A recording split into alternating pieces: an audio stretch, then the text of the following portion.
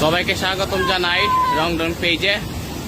এই যে আমরা এখন যে জায়গাটা আছি এটা যে লাম্বাবাগের এলাকার একটি জায়গা। কিছুদিন আগে যে আসলে আমরা যে একটা ভিডিও পোস্ট করছিলাম, এখানে কোয়া নদীর যে বাঁধটা আছে এটা আসলে একদম সুড়ঙ্গ হয়ে একদম বিপদ সীমার একদম শেষ মুহূর্ত আছে, যে কোনো সময় আসলে বাঁধটা ভেঙে যেতে পারে।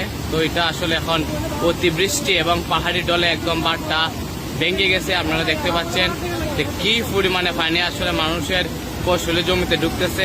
আর এই ফসলের জমিগুলো আসলে ডুবতে ডুবতে একটা সময় হয়তো এটা হবিগঞ্জ শহরে ঢুকে যেতে পারে। এটা আসলে কেউ কোনো পদক্ষেপ না নেওয়ার কারণে এখন এত বড় একটা বিপদে আসলে সম্মুখীন মানুষ হইতে যেতেছে। এখন যদি পাহাড়ি ডল বা বৃষ্টি না থামে সেক্ষেত্রে আসলে আর শেষ রক্ষা হয়তো হবিগঞ্জবাসীর হবে না। আপনারা আসলে